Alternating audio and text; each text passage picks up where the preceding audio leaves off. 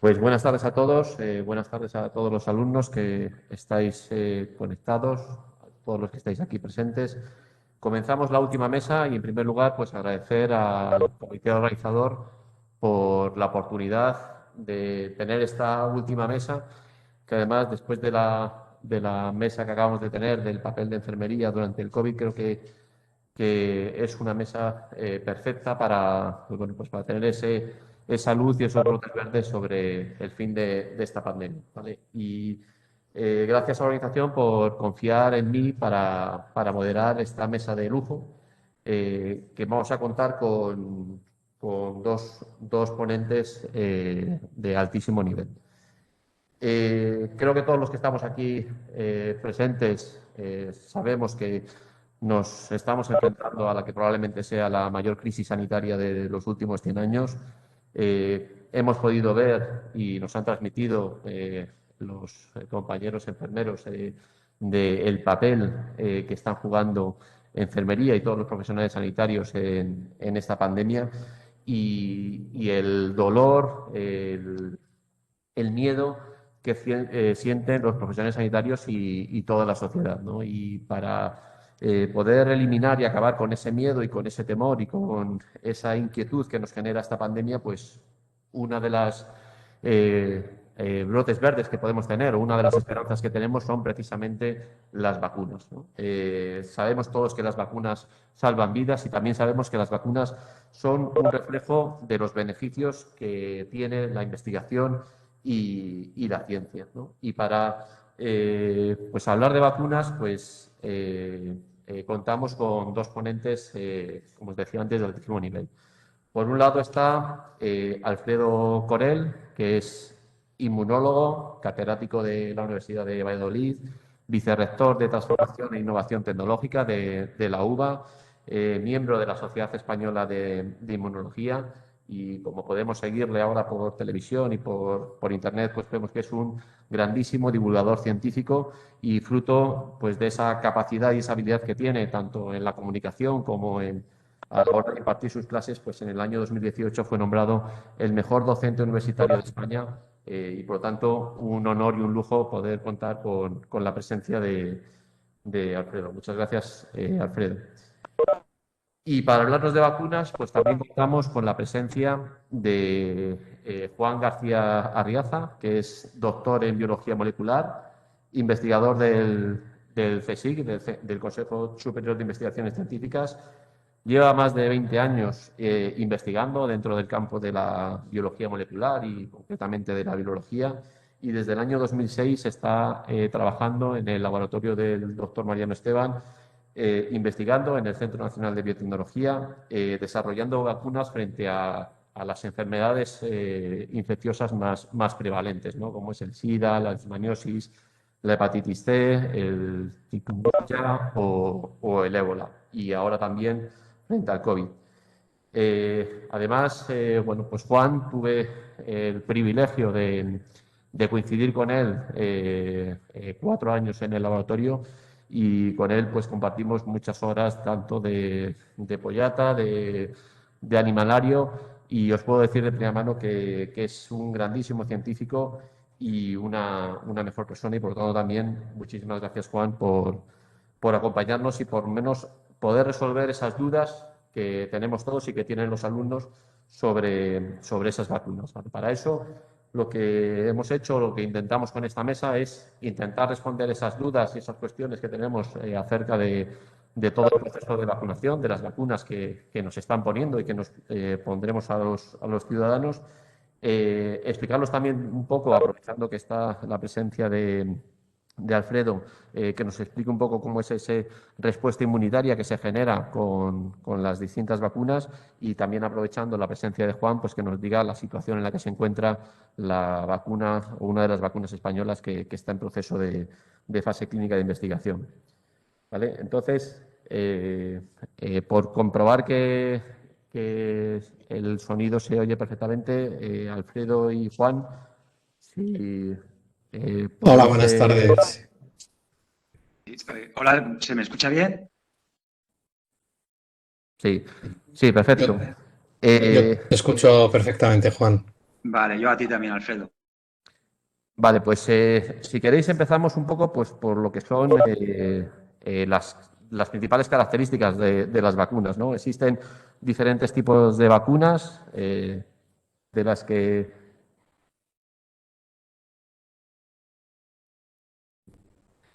que conocemos pues cuál es el mecanismo de acción que hacen. Y, bueno, si nos podrías explicar, Alfredo, con tu experiencia, qué es lo que hacen cada vacuna y qué es cómo activan el sistema inmunológico. Bueno, muchas gracias, José Luis, a Alicia, a toda la escuela por haberme invitado a esta jornada, que además es de la casa, en mi caso, así que un placer.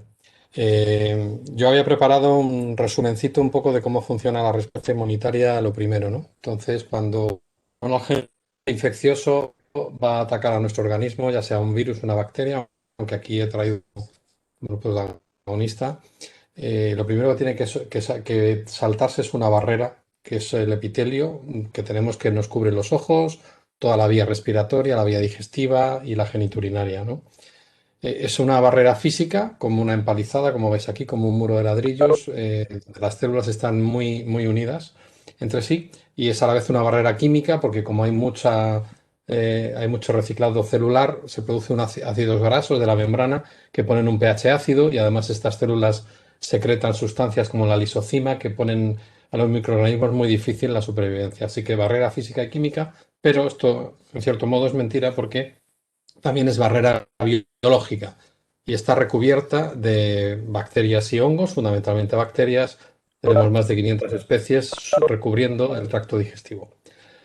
Cierto es que esta primera línea de defensas puede fallar y entonces entraría en funcionamiento lo que llamamos la inmunidad innata, que bueno, yo no he traído aquí hoy muchos elementos, pero serán lo equivalente a lo que llamamos de nuestras tropas, digamos, de asalto. Son soldados que no son muy especializados y que vamos a tener siempre los mismos, los fagocitos, las células NK dentro de los tipos celulares, todos los granulocitos de la sangre, el sistema de complemento dentro de las moléculas. Todo este conjunto de elementos es lo que llamamos la inmunidad innata, elementos que además no van a generar memoria, no se van a quedar entrenados para una segunda, una tercera o una cuarta ocasión. Y aquí entra la magia de la respuesta inmunitaria de élite, la respuesta específica, que es justamente en lo que se basan las vacunas. Y es que si la respuesta, digamos, innata no es suficiente, entraríamos a ver qué pasa con la respuesta adaptativa, la respuesta de élite. Entonces ahora voy a una de estas células del epitelio respiratorio, vamos a individualizarla para que la veáis. Son células que tienen algunos receptores en su superficie, distintas proteínas, y que este virus, que tengo como ejemplo, pero que podría valernos cualquier otro, tiene un receptor que encaja perfectamente tiene una proteína que encaja en ese receptor como una llave en una cerradura y permite que se abra la célula y que el virus infecte el interior. Bien, ¿qué pasa una vez que el virus ha entrado en el interior celular? Bueno, pues voy a darle la vuelta a la célula. La célula sintetiza, libera unas sustancias que mandan señales a la respuesta inmune adaptativa, que son las llamadas citocinas, luego veremos algunas. Y por otro lado, saca a la superficie trocitos de este virus. ¿No? Se los enseña al sistema inmunitario. Y como veis, bueno, pues he representado los 4 colores de las chinchetas que tenemos ahí, se los está enseñando en la superficie, en unas moléculas muy concretas, que son las moléculas de trasplante, los antígenos de trasplante.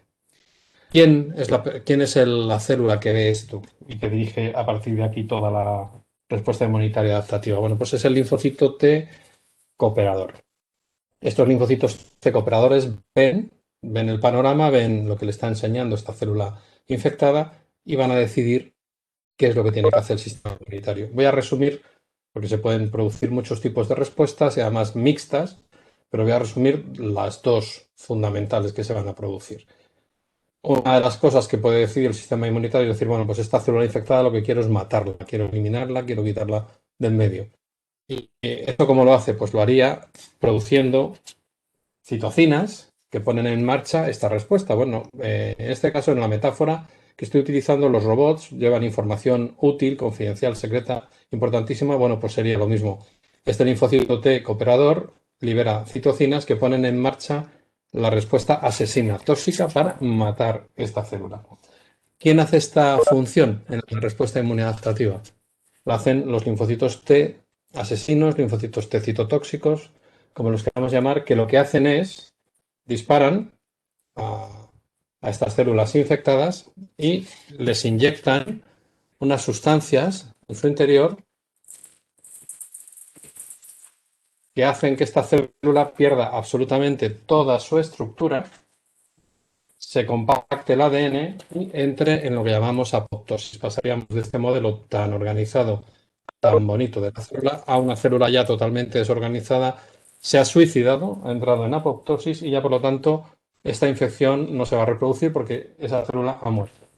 Así que este sería el brazo 1 o una de las funciones ejecutoras de la inmunidad adaptativa.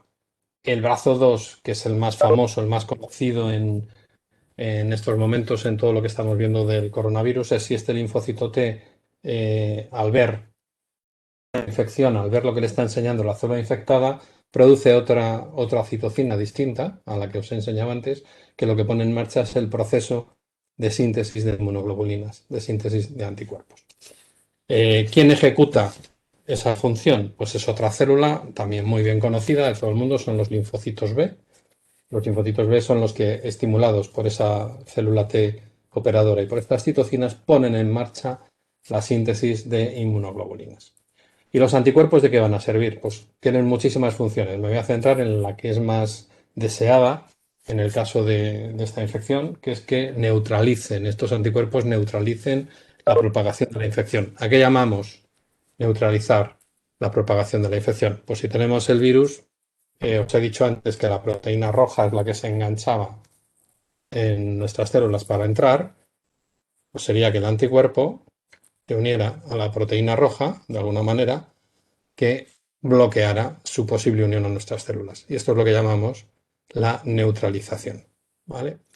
Entonces, en una situación teórica, como este virus que tiene distintas estructuras, que las he puesto de 4 colores para que se identifiquen bien, pues podríamos tener el virus completamente neutralizado con distintas anticuerpos bloqueando todas las proteínas posibles del virus. La que más ha centrado la atención en las vacunas, que eso ya probablemente nos hablará mucho más Juan de ello, es la roja, porque es la proteína S, la proteína de la proteína espícula, Spike, que es la que se une en este receptor de la célula. Pero en una situación de infección natural, lo que tendríamos sería esto, anticuerpos frente a todas las estructuras del virus. Y bueno, con esto terminaríamos este repaso a lo que sería la respuesta inmunitaria frente a una infección. Luego, si queréis, en algún momento puedo enseñar cómo funcionan en concreto las 2 vacunas que están en circulación, pero hasta aquí la respuesta inmunitaria. Vale. Muchísimas gracias, Alfredo. Creo que queda demostrado por qué ese premio de mejor docente de España. Una de las dudas que suelen darse es que, como decías, tenemos diferentes tipos de candidatos vacunales, pero luego la respuesta inmunológica con una y con otra, sobre todo en cuanto a la necesidad de segundas dosis, varía mucho de unas a otras. Hay unas que se administran una segunda dosis a los segundos días, mientras que otras que están basadas en vectores virales se espera 10 o 12 semanas, incluso ahora estamos viendo que lo están retrasando hasta 16 semanas. ¿Por qué esos cambios o por qué en unas vacunas la inmunización tiene que ser en un tiempo más próximo a la primera dosis y en otras, en cambio, tenemos que esperar más tiempo? ¿Contesto yo, José? Sí, perfecto. Sí, vale. Bueno, en primer lugar, muchas gracias a la Escuela de Enfermería por invitarme y a José Luis, obviamente, compañero de muchos años en el laboratorio, que hemos pasado muchos momentos muy, muy bonitos. Pues gracias por contar con mi presencia aquí en el debate, en el coloquio. Bueno, las características de cada vacuna va a tener unas características, ¿no? Algunas vacunas potencian más la inducción de anticuerpos, otras la inducción de células T, como comentaba magníficamente Alfredo. Las pautas de inmunización también difieren, ¿no? En líneas generales, la pauta más eficaz para inducir una respuesta inmunitaria potente, robusta y frente a diferentes antígenos es lo que llamamos de prime boost, ¿no? Una primera dosis, un primado, y una segunda dosis boost de refuerzo que va a potenciar la respuesta inmunitaria, ¿no? Ese tipo de inmunización prime boost normalmente suele espaciarse alrededor de un mes, 3 semanas, un mes. Por eso, la gran mayoría de vacunas que están ahora en el mercado tienen un espaciado de alrededor entre 3 semanas y un mes, porque ya se ha descrito con mucho conocimiento previo de otras enfermedades que es una pauta de inmunización muy óptima para favorecer una mayor respuesta inmunitaria. El caso de este aumento a 12 semanas, en el caso de AstraZeneca, yo creo que surgió también un poco por serendipia en los ensayos clínicos y vieron que si espaciaban la dosis tenían una mayor eficacia, ¿no? en el ensayo clínico. Por eso el espaciado de las dosis. También es importante espaciar para permitir que ese primer pico de respuesta de anticuerpos de células T decaiga, se genere una memoria celular que es importante para que luego se active y produzca una respuesta inmunitaria más potente con una segunda dosis de la vacuna.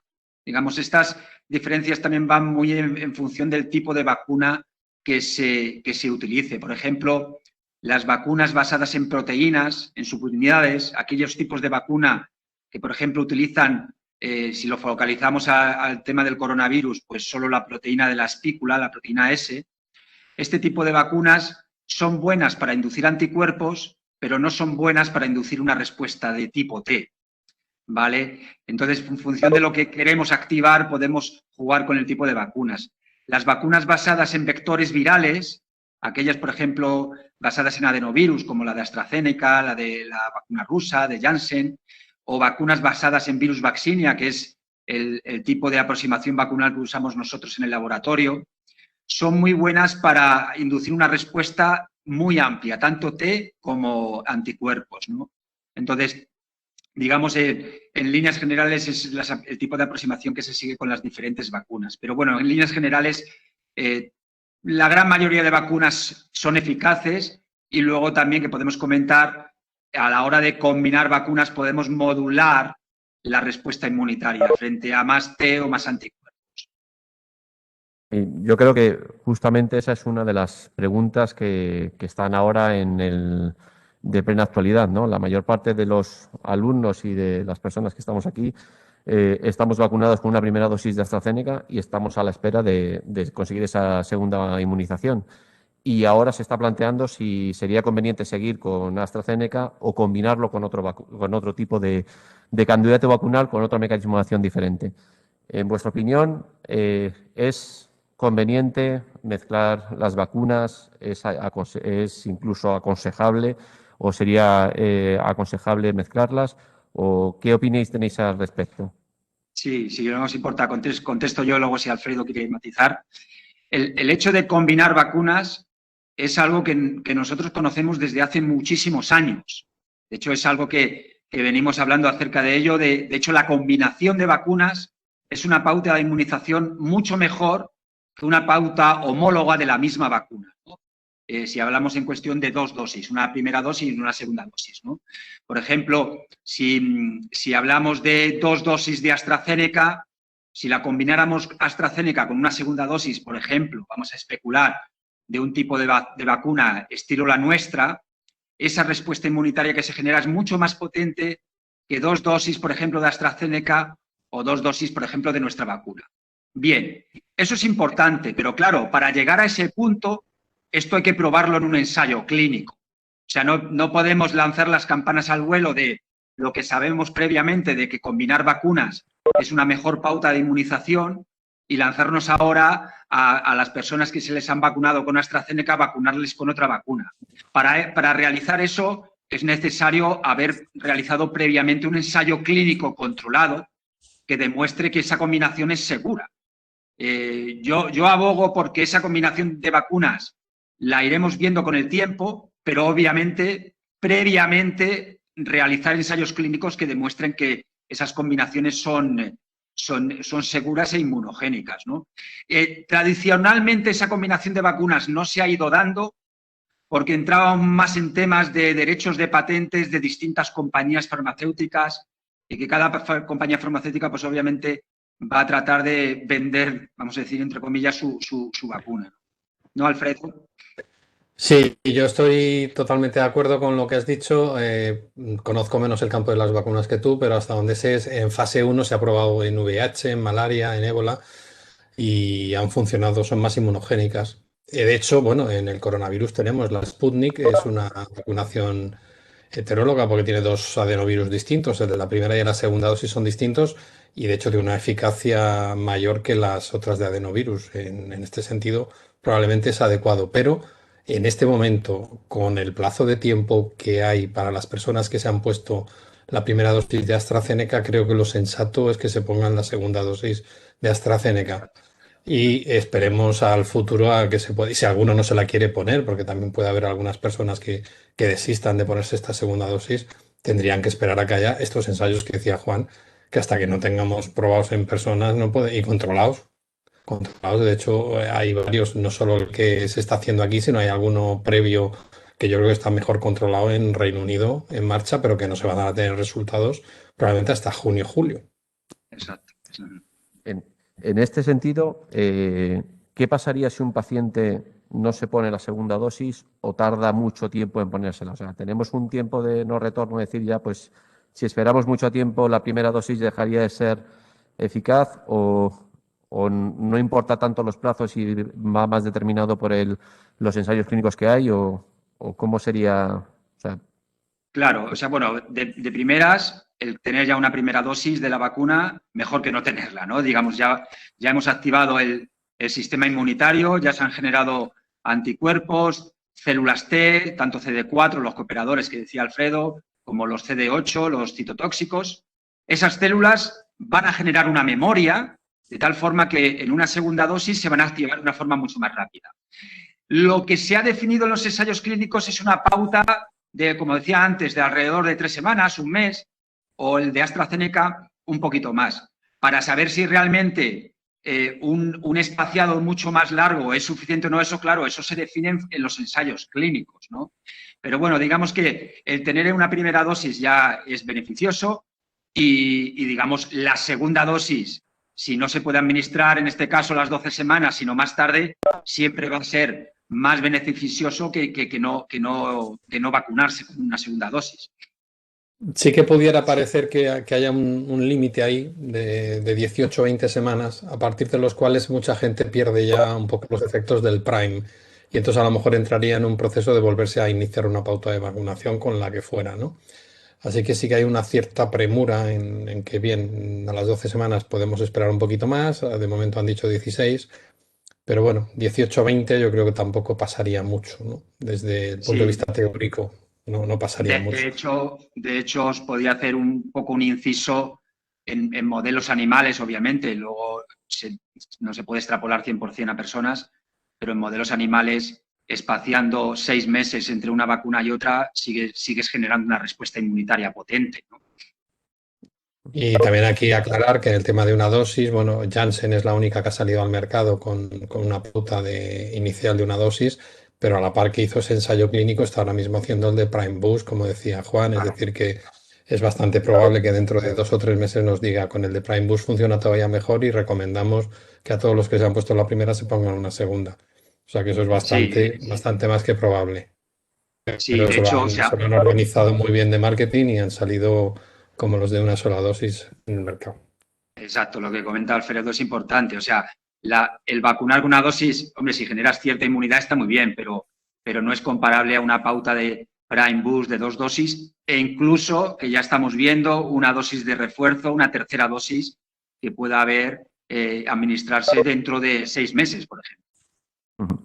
En ese sentido, ¿qué información hay sobre la duración de la inmunidad? Es decir, ¿cuánto tiempo puede durar la inmunidad, tanto en una persona que haya pasado el COVID como en una persona que esté vacunada, tanto con las vacunas de ARN mensajero, Pfizer o Moderna, o estas otras basadas en vectores virales, tanto la de Janssen como la de AstraZeneca? Sí, por lo que yo he leído, por lo menos obviamente el virus tampoco lleva mucho tiempo entre nosotros, ¿no? Pero por lo que yo he leído, por lo menos 6, 8 meses sí que tenemos inmunidad pasada después de pasar la infección o incluso vacunarnos, ¿no? O sea que esto todo Sí, yo apunta a también. que las vacunas son bastante efectivas y protectoras, generan una inmunidad de memoria y por lo menos eso, 6 o 8 meses. Yo os podría contar, por ejemplo, que en ensayos que yo he hecho en el laboratorio, obviamente no en ratones, sí que os puedo comentar que, por ejemplo, al menos 6 meses después de haber vacunado a un ratón, somos capaces de detectar una respuesta de anticuerpos neutralizantes, células T citotóxicas, bastante elevada. Por tanto, en personas yo calculo que sí, viendo esos datos, al menos 6, 8 meses y más, ¿no, Sí, Alfredo? eso es lo que han, hasta ahora mismo lo que han publicado de vacunas es esos 6 y en cuanto a los que han pasado la infección de modo natural, ya lo llevan hasta 10. Lo que sí es cierto es que parece que a partir de los 6 meses los que han tenido la infección natural pueden perder un porcentaje de ellos, un 15% pueden perder título de anticuerpos en sangre, pero hay muchas células citotóxicas y muchas células T cooperadoras y de hecho muchas células B que vuelven a restablecer de un modo muy enérgico y rápido los anticuerpos. Entonces yo creo que son buenas noticias. No, no sé si esas terceras dosis que están anunciándonos algunas farmacéuticas es un poco incluso prematuro decirlo ya, porque es posible que tengamos una inmunidad un poquito más larga. Sí, bueno, eso es un tema quizás, Alfredo, más, como decías antes también, de marketing, obviamente, para buscar su nicho económico a la hora de administrar vacunas futuras, ¿no? Y otra cosa muy Y buena es el, que hay un artículo de 30 convalecientes, muy reciente, hace un par de semanas, que les han enfrentado a 30 convalecientes frente a 45 mutaciones. Lo digo por el tema de las variantes. Y, y a los anticuerpos fallan un poquito en algunas de las mutaciones, pero las células killer se cargan a las 45 mutaciones. Es decir, que la inmunidad es, al menos la natural, es muy variada, es muy heterogénea y resiste en estas primeras variantes que están apareciendo en el panorama. una de las dudas que se nos plantean, sobre todo a los que ya tenemos una dosis vacunada, es si realmente hemos generado anticuerpos o no, ¿no? Y una forma de medir esa respuesta, pues es hacernos un test de anticuerpos y ver si tenemos esa respuesta.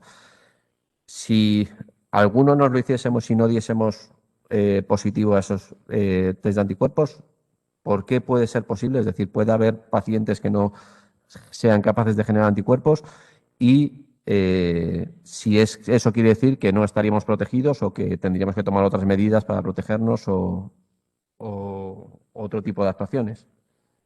Sí, José, Bueno, hay algunos pacientes que parece como que no generan respuesta de anticuerpos, pero eso no quiere decir que no estén inmunizados. Como bien contaba Alfredo, la respuesta inmunitaria, un brazo son los anticuerpos, pero otro muy importante son las células T. Y de hecho cada vez está teniendo más importancia las células T, ¿no? Siempre parecía que nos focalizamos más al tema anticuerpos, pero digamos que las células T también son muy importantes. Entonces, y es verdad que las células T no se suelen mirar en los test que a día de hoy se están analizando. O sea, que no quiere decir que esas personas no estén protegidas frente a la infección. No sé si Alfredo quiere hacer algún comentario acerca de ello. quiero hacer un comentario más al margen porque esto me ha pasado mucho entre los sanitarios amigos y conocidos y es que algunos de los kits diagnósticos de anticuerpos que se utilizan para el diagnóstico post-infección y ver si hay anticuerpos generados no valen para los anticuerpos vacunales. Y entonces aquí ha habido mucha gente que ha ido a su hospital, se ha hecho el test sin decir por qué y entonces resulta soy negativo, ¿no? Esto hay que tener mucho cuidado, tanto los rápidos como los ELISAs que hacen en laboratorio. Algunos solo miden anticuerpos anti una proteína que se llama la N, que es la de la nucleocápside del virus. Otros miden frente a la S, que es contra la que nos están vacunando, y otros miden frente a una mezcla. Tanto los de la anti-S como los de la mezcla van a ser útiles para esto, pero si uno se hace el test de anti-N, le va a salir negativo, no ahora, siempre. Entonces, cuidado con esto, ¿no? Porque Exacto. podemos Sí, comprar sí, sí. además en una página web unos kits de estos rápidos y a lo mejor son anti-N y no nos enteramos y nos sale todo negativo. Entonces, cuidado con esto. Y lo Sí, eso es segundo que ha dicho importante. Juan es que la respuesta celular no se puede medir tan rápido, aunque ya hay algún test que mide CD4 y CD8, o sea, cooperadoras y citotóxicas, la producción de interferón, y ya están en algunos hospitales, tanto públicos como en algunas empresas privadas, lo están ofertando. Así que eso igual a corto plazo, en breve, se podrá también mirar, pero a mí me parece más relevante incluso las citotóxicas, porque las células T citotóxicas son una herramienta antiviral muy potente.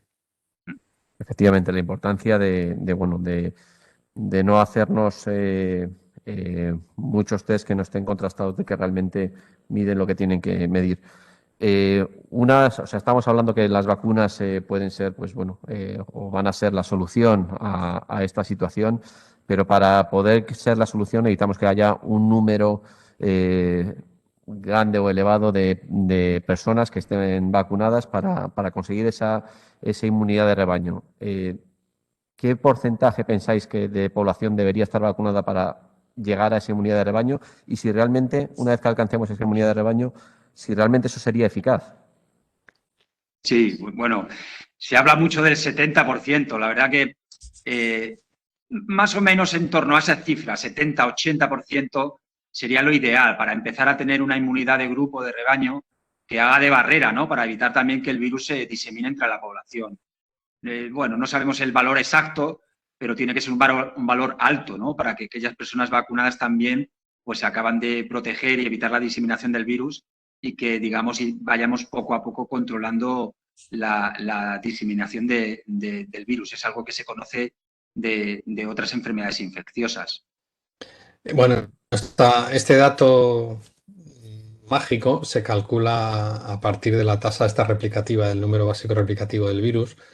Y bueno, para virus tan contagiosos como el sarampión, se eleva hasta un 96%, ¿no? Un 95%. Y en España tenemos una muy buena cultura de vacunación y tenemos al 95-96% de la población vacunada, que es envidia de Europa, ¿no?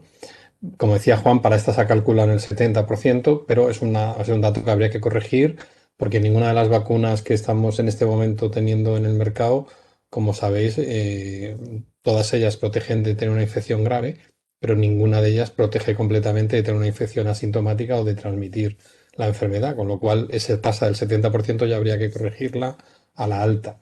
Y luego la segunda variable que habría que tener en cuenta para corregir esa tasa sería la duración de la inmunidad, que como tampoco la sabemos a fecha de hoy porque vamos acumulando datos según van pasando meses, pues igual habría que corregirla también un poquito. De hecho, Fauci llegó a decir entre un 85 y un 90% para estar seguros de que detenemos, como decía Juan, la transmisión.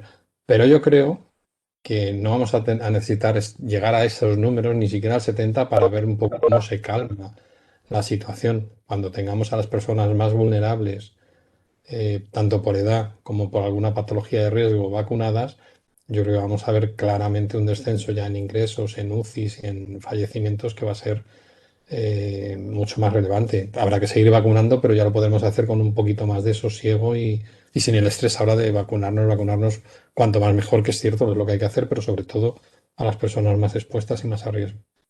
Exacto, como dice Alfredo, eso es importante, ¿no? Y bueno, al vacunar a la población, obviamente, estamos ahora, yo creo que acelerando el nivel de vacunación en España, cada vez va a haber habiendo más vacunas. Y un ejemplo de lo que comenta Alfredo también es en Israel, ¿no? En Israel se ha conseguido una tasa de vacunación muy alta y digamos que ya tienen una situación bastante, vamos a decir, idónea, digamos, con mucha menos transmisión del virus, una vida un poco más normal, y eso es gracias a la vacunación y a vacunar un porcentaje de población alto. Ujú. Efectivamente, o sea, y ya estamos viendo esos resultados, ¿no? Con los pacientes de residencias, cómo ha bajado esas tasas sobre todo de ingresos y de mortalidad. Hablamos antes de los pacientes bueno, se ha priorizado la vacunación primero por personal sanitario, personal esencial, ahora ya por grupos de edad. Eh, Hay controversias sobre si se deberían incluir pacientes crónicos o con determinadas patologías. Pero hay otro grupo de pacientes que son pacientes que tienen enfermedades autoinmunes, pacientes con unas patologías más concretas, que no se sabe muy bien si se les puede vacunar o si se debería incluso priorizar la vacunación a estos tipos de pacientes que tienen esas peculiaridades. Bueno, ahí Alfredo, a ver si... Los inmunosuprimidos es una de las de los que más están preguntando todo esto. Eh, y digo inmunosuprimidos de modo general porque ahí entrarían tanto los que están con una inmunosupresión porque son inmunodeficientes, como los que están con un tratamiento oncológico y entonces están también con las defensas bajas, como los que están con patologías autoinmunes y están con algún tipo de inmunosupresor para tenerles controlados. Entonces, bueno, pues este grupo al final, y los trasplantados, que por ejemplo también están inmunosuprimidos para controlar el trasplante. Entonces, este grupo al final es muy heterogéneo y la pauta básica, los conceptos básicos son dos. Es mejor estar vacunado que no, porque cuando estás a riesgo de tener una infección estando inmunosuprimido vas a pasar lo peor, entonces es mejor estar vacunado. Si la inmunosupresión es muy severa, se tiende a ponerles vacunas de mayor eficacia, que en este caso serían las de RNA, pero cualquiera estaría indicada, no hay ninguna contraindicada, es decir, que hay algunas recomendadas. Y luego, ¿en qué momento ponerlas? Pues aquí ya según cada patología y cada caso, los expertos en cada rama van decidiendo, pero tiene que ser, por ejemplo, las que se mueven en brotes, las autoinmunes, pues no puede ser coincidente con un brote la vacunación, ni debe ser coincidente con un biológico que a lo mejor le deja muy inmunosuprimido. Entonces hay que buscar en los ciclos de tratamiento el punto concreto para poner las pautas vacunales. Esto lo hace un poquito complejo y claro, yo lo dejaría en manos. Muchas veces los propios médicos de atención primaria no se atreven a meterse en este fango, ¿no? Porque al final es complicado. Y yo creo que lo que hay que decirle a estos pacientes es que es mejor siempre que estén vacunados y que hablen con su especialista para ver cuál es el mejor momento. En algunas patologías se recomienda bajar la inmunosupresión al máximo o incluso se puede prescindir de ellas, pero en otras en absoluto, no está en absoluto indicado quitar el inmunosupresor. Entonces, ¿cuál es el problema peor que pueden tener? Que no tengan una respuesta completa porque tienen las defensas bajas. Bueno, pero es mejor que tengan una respuesta aunque sea parcial que no que se enfrenten a la enfermedad. Bien, el otro de los aspectos que está teniendo más controversia acerca de las vacunas es su seguridad, ¿no? Sobre todo por los casos de trombocitopenia que asociados a la vacunación con AstraZeneca. Bueno, existe que algunos relacionan que las reacciones adversas pueden estar relacionadas con una mayor tipo de respuesta. Eh, ¿Esto realmente es así o podemos decir que aquellos que tienen más reacciones porque la vacuna les está haciendo más efecto o al contrario, si yo me pongo una vacuna y no me hace ningún tipo de reacción, entonces es que no voy a tener efecto? ¿Qué hay de cierto en todo esto? Sí, bueno, en primer lugar, José, la seguridad de las vacunas se analiza en los ensayos clínicos, ¿no? En el famoso fase 3, donde se evalúan en 20.000, 30.000, 40.000, 50.000 voluntarios con riesgo de infectarse y con un placebo de control si la vacuna protege de la infección, ¿no? Ahí es donde decimos si la vacuna protege y donde sí es segura, que la habremos evaluado también en fase 1, fase 2 con un menor número de personas. Estos ensayos nos van a decir que la vacuna es segura, pero claro, obviamente hay muchos efectos secundarios, reacciones adversas tan minoritarias que no las vamos a ver en un ensayo de fase 3.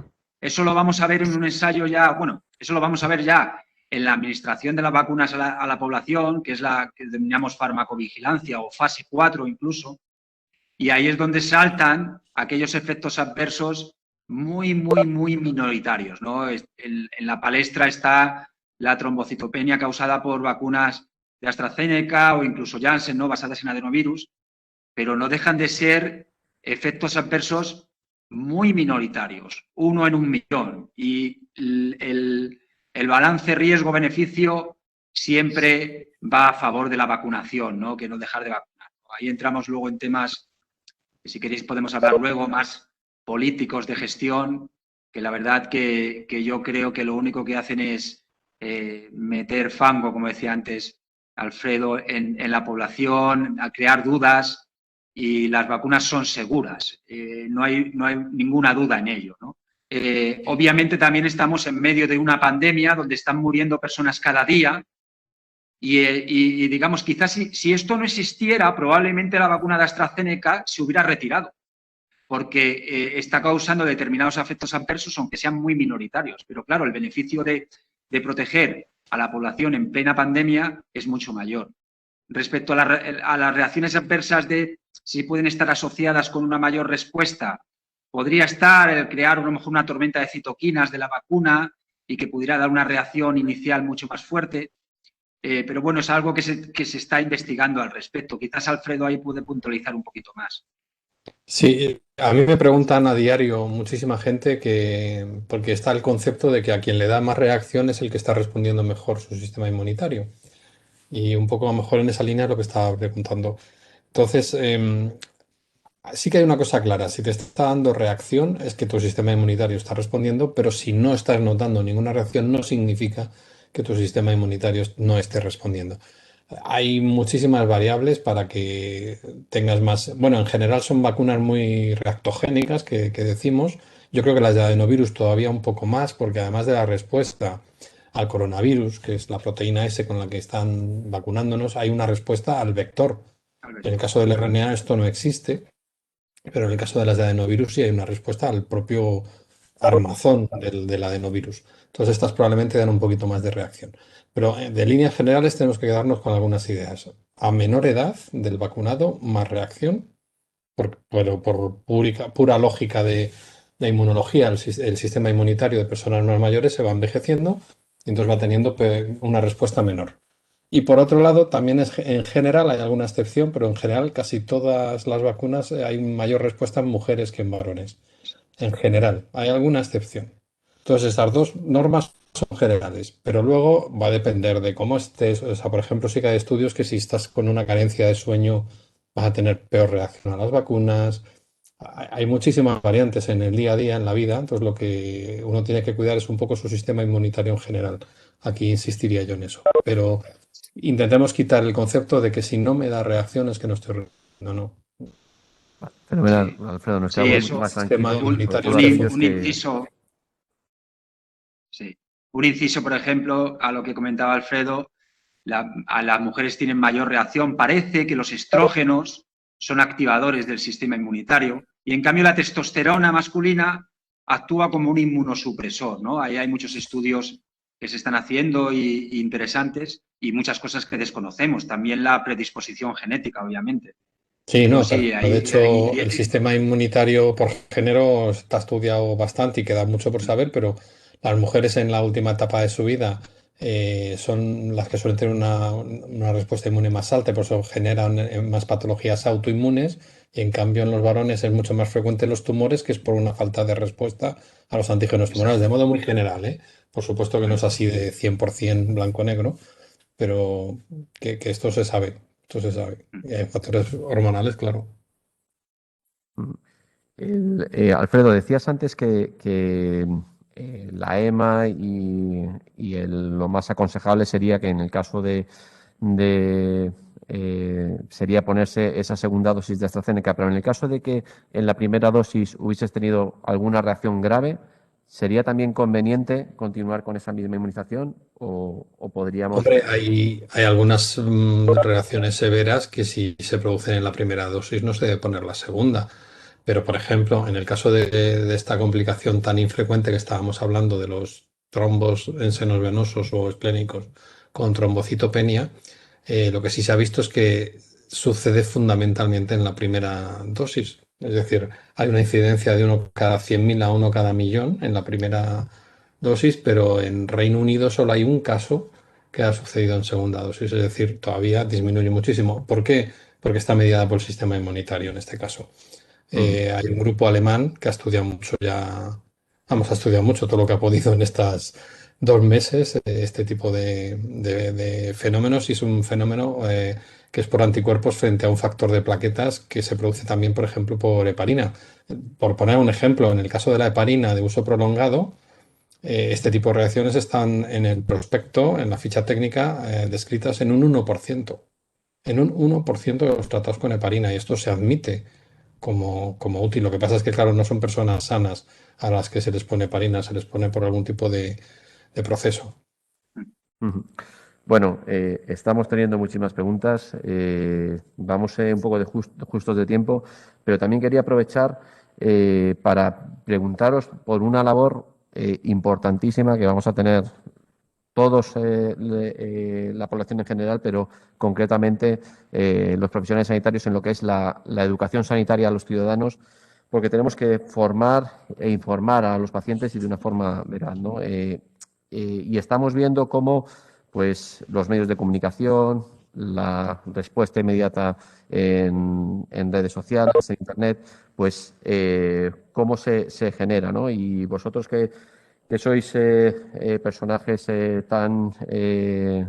tan públicos y ya tan famosos, creo que la labor que hacéis en la divulgación de los conocimientos y de las evidencias que hay es importantísima. ¿Qué opináis sobre el papel que tienen o que tenéis los expertos en el campo en esa divulgación de los conocimientos? Sí, bueno, aquí tenemos al gran experto en España, Alfredo, o sea, que puede hablar desde su visión, que lo explica todo muy bien y llega a la sociedad de forma muy clara, ¿no? Y él como profesor, pues digamos que está acostumbrado a ello. Pero también es verdad, quizás los profesores como Alfredo están más acostumbrados a divulgar, a comentarnos a los alumnos y digamos, por propia evolución a la sociedad. Pero una asignatura pendiente son los científicos que estamos en los laboratorios, ¿no? Los ratones de laboratorio que estamos ahí, que muchas veces, pues digamos, entre los propios científicos se veía como la divulgación como algo que no interesaba, ¿no? Porque te quitaba tiempo, ¿no? Y yo creo que es todo lo contrario. Tenemos que divulgar lo que hacemos porque así la sociedad ve lo que realizamos en los laboratorios, lo que buscamos, vacunas, fármacos o cualquier tipo de investigación que hoy día puede parecer banal o trivial y que en un futuro puede ser una revolución médica, ¿no? Yo creo que eso hay que comunicarlo a la sociedad para que también sea esa pequeña bolita de nieve que cae por una ladera para convertirla en una gran bola al final de la ladera y que cale hondo en la sociedad de la importancia de la investigación, el desarrollo, la innovación, ¿no? Que deben ser pilares estratégicos, ¿no? Y eso lo debe demandar también la sociedad hacia los políticos, ¿no? Y que llegue a los políticos, que al final son los que pueden hacer cosas. Muchos políticos no tenían ni idea, por ejemplo, de que en nuestro centro hay laboratorios que hacen vacunas, por ejemplo, ¿no? Ha tenido que venir este virus, esta pandemia, para que nos demos cuenta de que hay una escuela de virología en España muy buena, de que tenemos laboratorios con el conocimiento para generar vacunas y también para darnos cuenta de los fallos que hay, de lo que tenemos que mejorar, ¿no? O sea, eso lo tiene que saber la sociedad para estar mejor preparada en un futuro. Yo, desde mi punto de vista del laboratorio, he ido viendo cómo la sociedad se ha ido interesando en lo que hacemos y también ver cómo hemos ido dando pasos para tratar de mejorar determinadas circunstancias, ¿no? Que podemos hablar un poco más largo y tendido, como por ejemplo que yo me he encontrado con un muro a la hora de encontrar empresas que produzcan vacunas en España. Tenemos buenos laboratorios de diseño de vacunas, mentes pensantes, capaces de diseñar vacunas, probarlas en animales, pero ese salto a la empresa que produzca millones de viales, millones de dosis, en España fallaba. Y ha sido un cuello de botella enorme que nos ha impedido tener vacunas españolas en fases más avanzadas, ¿no? Entonces, bueno, eso está bien que se sepa para tratar de mejorarlo y que por parte de los gobiernos, sea el color político que sea, pues se dedique un mayor porcentaje de los presupuestos del Estado a ciencia. Yo espero que eso vaya cambiando. He visto hoy una tabla, creo que estamos el país número 16 de Europa de PIB dedicado a ciencia, un 1,24. Esto es intolerable y tenemos que cambiarlo, ¿no? Y eso es importante la divulgación por personas como Alfredo, que lo hace de forma excelente, en medios de comunicación como televisiones en prime time, y yo creo que tenemos que dedicarle tiempo a ello, ¿no? Sí, yo creo que ha puesto de manifiesto la pandemia la escasa formación en salud y en ciencia en general de la ciudadanía y el conocimiento incluso de los políticos. Llevamos décadas en los que la inversión en investigación y desarrollo ha sido muy baja. Y bueno, vamos a ver lo que queda después de esta pandemia. Nosotros ahora nos están demandando los medios, nos están demandando los pacientes por las redes sociales. Yo no sabéis el número de preguntas que recibo cada día, que les digo que la red social no puede sustituir a sus médicos, a sus profesionales sanitarios, a sus enfermeros, porque esto no es así, ¿no? No es así. Entonces tenemos que seguir educando Y yo tengo un poco la sospecha de que cuando pasen unos pocos meses, esta dedicación de los medios en prime time, como decía Juan, va a decaer y vamos a ver lo que queda. Pero hay que hacer todavía mucha educación para la salud. Los bulos en nuestro país corren como la pólvora y no hay ese espíritu crítico para contrastar y saber lo que es cierto, lo que no lo es, o dónde informarte para saber que se difunden, vamos, con auténticas salvajadas, ¿no? Entonces, yo creo que queda mucho por hacer. En nuestro Parlamento no tiene asesoría científica, se ha pedido ya hace mucho tiempo. Los jueces deberían tener asesoría científica también para algunas de sus sentencias. Los medios de comunicación deberían tener asesoría científica. Y en definitiva, eso es lo que pondría la ciencia un poco en su sitio. Porque si los ciudadanos no entienden la importancia de la ciencia, no se lo van a demandar a los gobiernos. Así que, bueno, es un poco tarea de todos. Exacto. De hecho, digamos, una típica pregunta que siempre te hacen conocidos, ¿no? ¿Y tú qué haces en el laboratorio? ¿Y eso para qué vale? ¿No? O sea, ahora nos damos cuenta de la importancia que tiene la investigación básica. Incluso si lo focalizamos a nuestro laboratorio, pues puede tener mucha repercusión porque hacemos vacunas. Pero lo mismo, tan importante es eso como aquella persona que está investigando una proteína determinada que está actuando en un ciclo de la célula, que hoy día puede parecer que no tiene ninguna importancia y el día de mañana puede ser una revolución en la medicina, ¿no? Entonces, yo creo que hay que dedicar esfuerzos a fomentar una carrera científica también que sea estable y que tengamos presupuestos para ello. Efectivamente, una labor importantísima la que hacéis y que esperemos y sigamos educando a la gente para tener esa. Y ya por acabar, Juan, que casi no hemos hablado de tu vacuna. Habéis generado habéis generado una vacuna que queréis entrar ya en fase clínica de investigación, pero ¿puedes explicarnos así muy brevemente en qué consiste, qué aporta, de qué ventajas se aporta sobre las que hay y qué es lo que esperáis de ella? Si va a llegar a tiempo o no. Esto, como decía Paco Umbral, ¿no? Yo vengo a hablar de mi libro. Bueno, bien.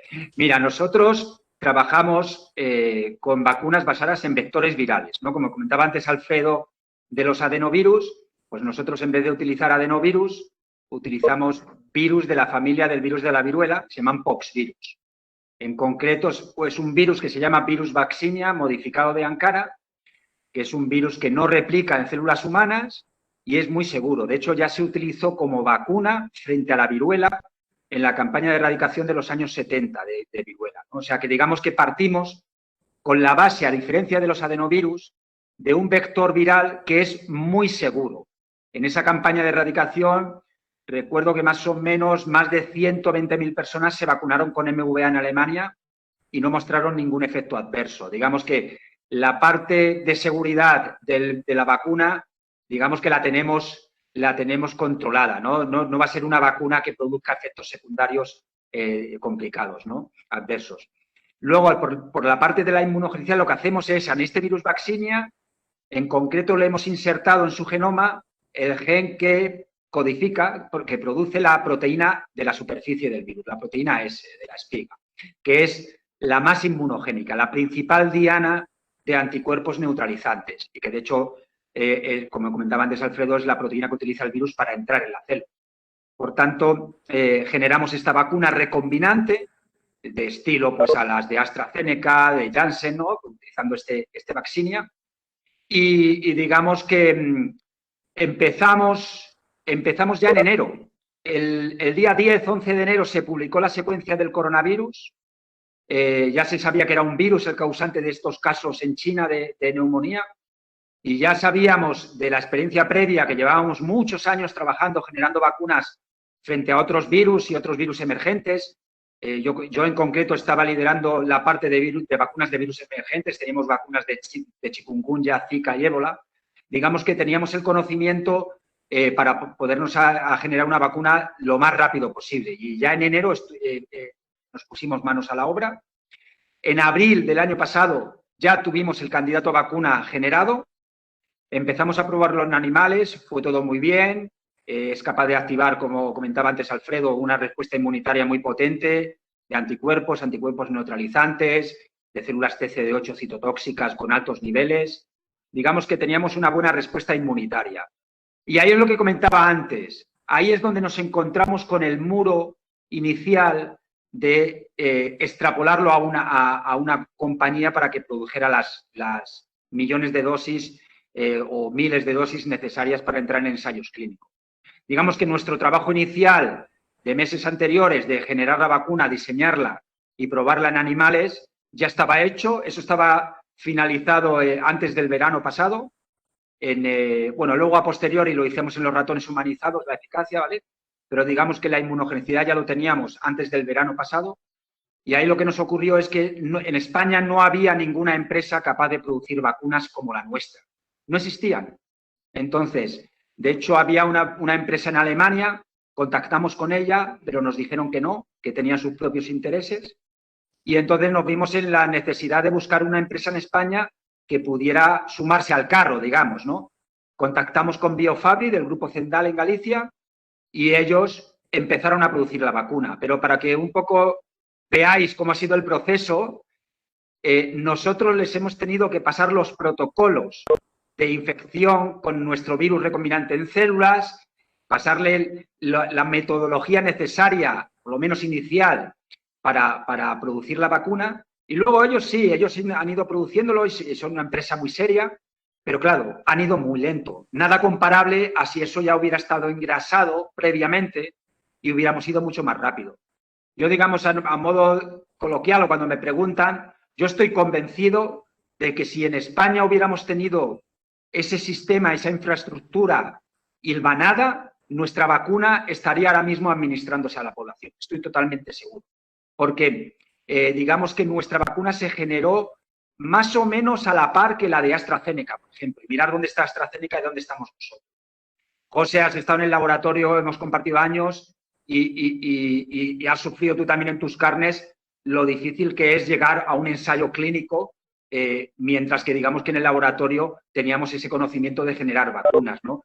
Y yo espero que esta situación sea un antes y un después y tengamos esa capacidad para que en un futuro pudiéramos ir más rápido frente a nuevos virus, nuevas pandemias que puedan ocurrir, que eso es seguro, ¿no? Digamos, y a día de hoy estamos en pleno proceso, hemos realizado los ensayos, como he comentado antes, en ratones, en hámsters también, que es un modelo muy bueno de la enfermedad y la vacuna protege al 100% de los hámsters, y ahora estamos en monos, en macacos. De hecho, la semana que viene a los monos ya están vacunados, se les va a inocular el virus y vamos a ver la protección. Y ahora estamos en pleno proceso, la empresa ya ha fabricado los viales iniciales para el ensayo clínico y estamos en negociaciones, en conversaciones con la Agencia del Medicamento, parte burocrática de rellenar documentos que hay que presentar a la Agencia del Medicamento para que nos den el visto bueno para poder iniciar un ensayo clínico de fase 1, fase 2 con nuestra vacuna. Digamos, somos optimistas, hemos ido más lentos, pero bueno, digamos que pensamos que tenemos una vacuna que es muy buena porque es capaz de activar tanto las células de B, productoras de anticuerpos, como las células T citotóxicas. Pues, bueno, esperemos, Juan, que llegue pronto y que estas enfermeras que nos están escuchando hoy pues sean las que administren esa vacuna. Lo que sí que te pido es que pongáis un nombre fácil para que sepamos cuál es y la sepamos identificar rápidamente. Nos quedan muchísimas preguntas, creo que, y os lo propongo, que hagamos un seminario de estos todas las semanas, porque nos ayudaría muchísimo y nos aclararía muchísimas dudas. Hay una que no me resisto, porque de verdad no quiero quitaros más tiempo, que sé que lo tenéis muy ajustado, pero sobre todo es con el tema de las variantes, que es otra de las cosas que más nos preocupan, ¿no? Que por qué aparecen y cómo o qué podemos hacer para prevenirlas o evitarlas. Sí, si es importante, empiezo yo luego, Alfredo. Bueno, realmente, si os fijáis, si echáis la vista atrás, el tema de las variantes ha sorprendido un poco. Yo recuerdo perfectamente palabras de Luis Enjuanes que decía que el virus se iba a ir atenuando con el tiempo y que iba a ser un problema menor. Si recordáis, ¿no? Que en verano pasado el virus hubiera estado atenuado, ¿no? Y en cambio no. Esto también nos pone sobre la mesa lo que muchas veces desconocemos los científicos de cómo puede evolucionar un virus, ¿no? Por otro lado, hay que tener en cuenta que este virus no cambia, no muta tanto como otro tipo de virus, que, por ejemplo, como el virus del SIDA o la hepatitis C. No es comparable la tasa de cambio de mutación. Entonces, pero eso no quita que han ido surgiendo variantes. Muchas veces incluso, al empezar a ir vacunando, el propio virus también trata de contrarrestar las armas del sistema inmunitario y cambia, ¿no? A la hora de generarse anticuerpos, el virus se adapta a ello y cambia, ¿no? Es verdad que dependiendo de la variante, hay variantes que se controlan mejor por las primeras vacunas, vamos a llamar de primera generación, y otras no tanto. Por ejemplo, la variante británica, con las vacunas de primera generación de Pfizer, Moderna, se controla relativamente bien, y en cambio la sudafricana no es tan fácilmente controlable, ¿no? Entonces, el tema de las variantes va a ir surgiendo. Ahora está en la mesa la variante india. Dentro de 2 meses vendrá otra variante. Entonces, digamos, es algo que preocupa, obviamente. Con las vacunas de primera generación no van a ser capaces de controlar al 100%, pero aún así, aunque no sean capaces de controlar, los niveles de anticuerpos siguen siendo altos. Y obviamente lo que vamos a ir viendo son vacunas de segunda generación que traten de controlar estas variantes. Por ejemplo, nosotros ya estamos trabajando en ello. Probablemente Pfizer, Moderna estén generando vacunas de RNA de las variantes que se puedan administrar como una dosis de refuerzo en el futuro, ¿no? O sea que digamos que probablemente empezaremos a ir viendo esa situación. Sí, yo creo que como dice Juan, las variantes existen desde el minuto cero que existió esta pandemia. Lo que pasa es que también la vigilancia de la aparición de las variantes al principio no preocupó, los primeros meses no era un objetivo, ¿no? En España, en este sentido, tenemos todavía que hacer mejor los deberes, porque el objetivo sería estar secuenciando casi el 10% de los individuos que son PCR positivos para saber cómo está representada las distintas variantes o, a lo peor, si de pronto ha surgido una nueva en nuestro entorno, ¿no? Y bueno, pues como también ha dicho Juan, en principio los anticuerpos parece que se pueden perder frente a la sudafricana, la brasileña y la india, pero insisto, hay datos de personas convalecientes en las que sí que hay linfocitos T asesinos que resisten a todas estas variantes. Entonces, igual todavía no ha llegado la variante que nos haga temer que haya que cambiar completamente la pauta, como un poco lo que ha pasado con la gripe, que cada año hay que cambiar porque la cepa es distinta, a eso no hemos llegado, ¿no? Pero sí que a lo mejor una dosis de recuerdo de las variantes originales mezcladas con las nuevas variantes, esto ya lo está haciendo tanto Pfizer como Moderna en RNA y en adenovirus. Yo creo que también lo ha anunciado Janssen y Astra, creo que todas están trabajando ya en este escenario. No creo que nos debamos, o sea, yo creo que se está transmitiendo tanto la farmacovigilancia en directo y las variantes en directo que se está alarmando en exceso a la población. O sea, yo creo que esto tenía que haberse dejado en manos de las autoridades sanitarias y de los centros de investigación. Pero bueno, pues porque esto la opinión pública lo resiste muy mal. Son mensajes que son como muy de infundir mucho miedo. Claro, igual que los casos de trombocitopenia Sí, la asociados a... farmacovigilancia es lo mismo. Exacto. Pues, oye, muchísimas gracias por estos minutos, muchísimas gracias por vuestro trabajo, tanto a nivel divulgativo como a nivel científico. Y como os decía antes, esperemos que esas vacunas sean el fin de esta pesadilla que estamos viviendo y volvamos cuanto antes a la normalidad. Muchas gracias. Gracias a vosotros Muchas gracias. y muy buenas tardes a todos y a todas. Nada, muchas gracias y igual buenas tardes y un placer y nos vemos en un futuro. Mucha inmunidad de grupo.